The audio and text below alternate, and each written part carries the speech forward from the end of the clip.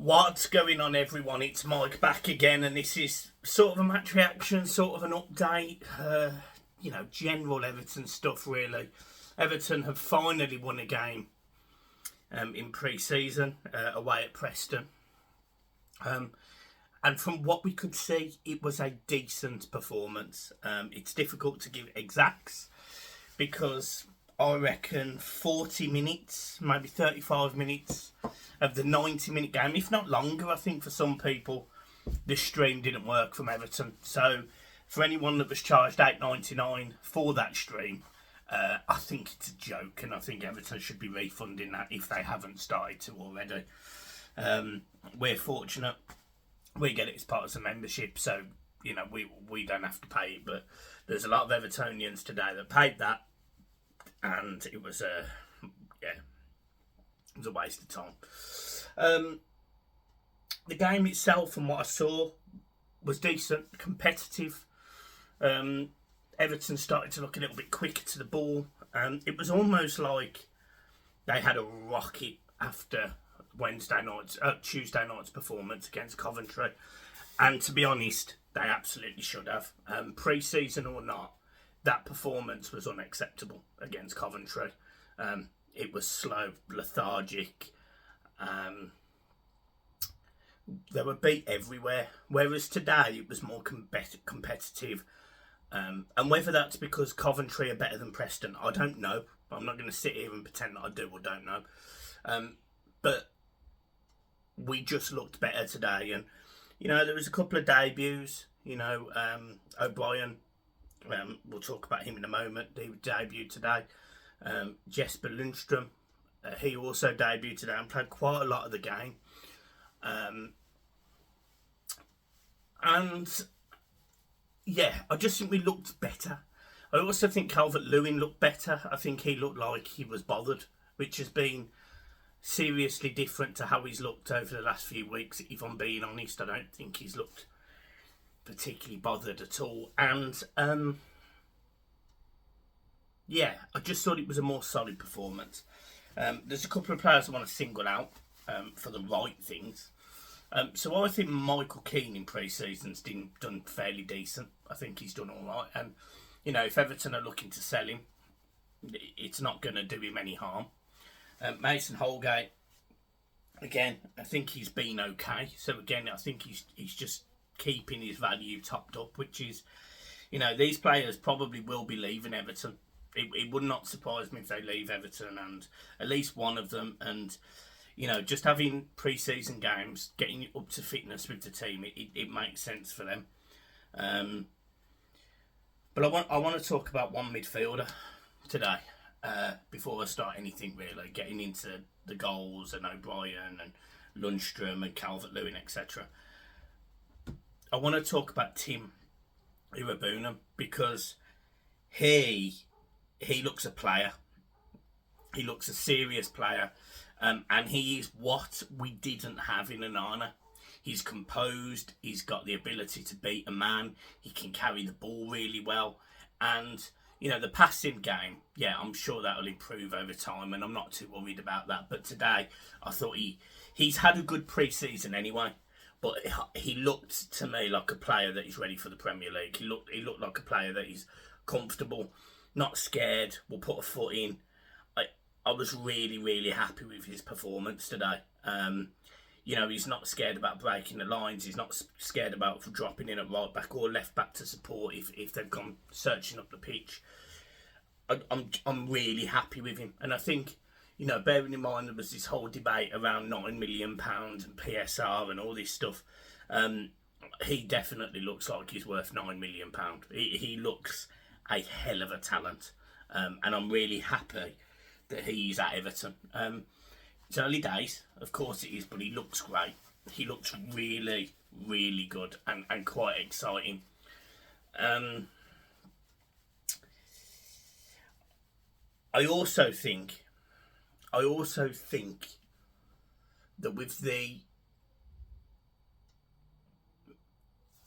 link with him and Garner, I think Garner's experience, he's down to earth, he's calm on the ball. I think that allows Iroegbunam to maybe show himself off a little bit more and get on the ball a little bit more and not be scared about putting a foot in, because he knows that fundamentally he's not that last line. When we've seen it with James Garner, I have been highly praising James Garner because I think he's been asking for the ball, he's been commanding it, he's been trying to do things on it. But because he does have that solid defensive structure behind him, or he hasn't, sometimes he's got caught, sometimes he's played the wrong pass, etc, etc, etc. Sometimes there hasn't been the player to pass to. So he's almost getting on the ball and wasting his time. Today, I thought it was a good composed effort from Iroegbunam. I thought it was calm, I thought it was relaxed, and I did think that Garner helped with that. He started with Dwight McNeil, Jack Harrison and Jesper Lundstrom, and for the most part, I think it worked. There were a few moments where you could see that having 4 forward players does maybe they don't come back enough. Maybe that stops us from being as defensively solid. However, today, Tarkowski back in the team, we keep a clean sheet. So again, the positive signs are there that we can attack, we can score goals, and we can defend. Now, yes, agreed, again, it is Preston, I get it. But it's positive signs. On top of today, it came out pretty quickly after the game that another game has been set up for midweek. So, I don't know who they're playing. I don't know. It'll be a local team. A behind closed doors game. And that some people were saying about being tired. And remember, they get a full week between Roma and Brighton. They get a full week. They'll be ready. They'll be prepared. And, these are players that were doing 12, 15 kilometre runs last week, with games in between. So I think they'll be fine. I'm not worried about them having an extra game in the middle at all, to be honest. And I just want Everton to do well. I want the positive signs that we saw today to carry on into the next few weeks. I hate the fact that, Everton haven't integrated Branthwaite back yet.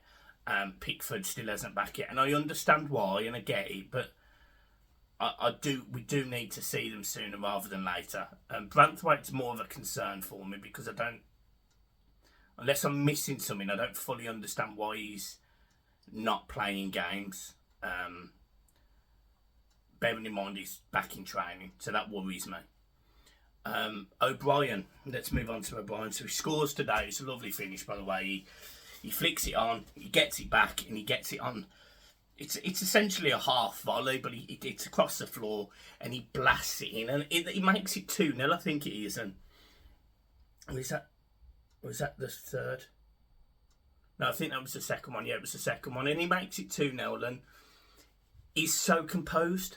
It was the one thing that nothing fazed him. This is his debut. He's in front of 6,000 away Evertonians, and he scores a goal, and defensively he looks really solid. He put his body on the line. He won headers. He could pass the ball out from the back. He looks like an accomplished centre half. And bearing in mind, he's still relatively young. I think he's 23, 24 years old. There's a player there. There's a real player there, and that was quite exciting to see. Big, strong, physical, quick, and can head a ball. I mean, that's your centre half dream there, isn't it? Really, he can do a bit of everything, and to get a goal as well on his debut is lovely. So, really happy for him. And it just makes me feel more assured playing a back three, because if we played a back three, it would take a hell of a strike force to break down a defensive three in the middle of Tarkowski, Branthwaite and O'Brien. So, yeah, I'm feeling good about that. Mikalenko was also back. Again, happy about that. So, it's good to see that. And we are seeing some of the younger lads getting a lot of minutes. There's a player, his last name has just slipped out of my mind. Harrison. Oh, what's his name? He's number 52, I think. He's 16, 17 years old, I think. What a player he's going to be, by the way. He's composed. He's fairly strong and physical. He's quick. He's got great feet. He really has impressed me in the minutes I've seen him in pre-season. Now, this has happened before. You know, I've seen players and I've gone, oh my God, what a player he's going to be. I think his name a few years ago was Endridon. I thought he was going to be a hell of a player, centre midfielder. He ended up playing lower leagues. You know, Garber, I thought he was going to be a hell of a player, but ends up playing lower leagues. But this kid, this Harrison, is it Harrison? Oh God, it's going to drive me mad. What a player he is. Like, what a young talent he is. And I'd definitely like to see him given opportunities, because I think there's a player there. I really, really do. And that excites me. And these are the players, you know, these are the type of players that if you go to Chelsea and you go to Man United or go to places like that, they do get the opportunity. They do get either games or loans, and their value skyrockets. This is what we need to be doing with these young talented players, because trust me, he is one. And that I'd like to see him get an opportunity, whether it's a loan or whether it's actually the occasional bench game and occasional minutes. I really like him. I think he's a very talented footballer. And then we talk about Calvert-Lewin. He's definitely showed a bit more urgency today, a bit more energy, a little bit more guile. He scores a penalty. I think he looks a yard quicker as well, which sounds weird, but I just felt like the last sort of during pre-season he's looked lethargic, he's looked slow. I don't massively think he's been interested, but I think today he looked not quite his old self, but he looked better, and he took his penalty well, to be fair. So we'll see how he kicks on from there. And then Jesper Lundstrom, who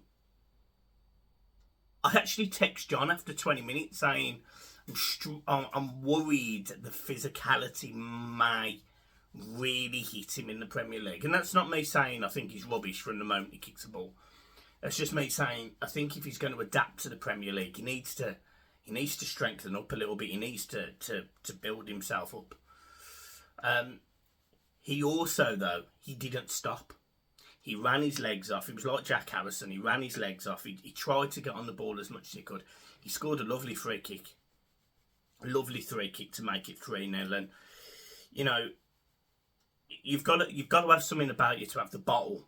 First game, 6,000 away fans watching you. To step up, take a free kick, and to score, and to stand there with your arms out like this. Yeah, there's a player there. There's a player there. We just got to make sure that it folds into the Premier League and keeps going. But the signs were more positive today. I'm not going to say they're complete. I'm not going to say that I'm 100% ready, because I hate the fact that we still haven't saw Jordan training. I hate the fact that Branthwaite hasn't been involved in games. I hate the fact that, you know, Tarkowski's only had, 45 minutes in pre-season. I don't like any of those things. I'd like them to have been more settled. But you can't argue with injuries, and you can't argue with England duty, etc. So I get it. It just concerns me. But look, we've just got to keep going. We've been linked with players as well. You know, we've been linked with Willie Nonto. We've been linked with Aspria from Watford. So it looks like there might be more coming. For me, if Calvert-Lewin is not staying at Everton, that has to be addressed sooner rather than later. We can't just keep going and going and going. If he ends up leaving in the summer for nothing, it's a travesty. It's a joke. When we probably could have got 15 to 20 million for him now. Everton are asking for 35, which is absolutely scandalous. 15 to 20 million, I think, is fair. And there is clubs that have noted interest in him. You know, I mean, Newcastle wanted him. Why couldn't Everton and Newcastle come up with some deal like, I don't know, 15 million quid and a loan for Wilson or something? Just something. Because I don't think Beto's the answer. Chimiti's still very raw. I have concerns. That's the one area I've got real major concerns in. I think attacking wise, I think we've got enough. Don't get me wrong, we're not going to pull up trees. We're not going to be competing for Europe with what we've got. Defensively, we are one of the strongest teams in the Premier League, in my opinion, and I stand by that. But attacking-wise, we're not. And strike force-wise, I'd say we're in the bottom three. I really would. I just don't. I don't trust Lewin to score the goals that we need to, and I don't trust Beto and Schmidt either. So, out of those three strikers, I have major concerns. And then the other one is Neil Maupay, which I have said this since day one, and this isn't a criticism of him. But if you can go on loan, slag off the fans, slag off the football team, you shouldn't be coming back in pre-season and playing with the first team. I just disagree with it, and for me, he has to go. I don't care if it's ripping up his contract. I know we can't do that, but he needs to go. So for me, I'd love that. I'd love him to be gone, to not be in the equation, and we can move on a little bit. So yeah, I am leaving it there. Make sure you hit the like and subscribe button, and I will see you soon.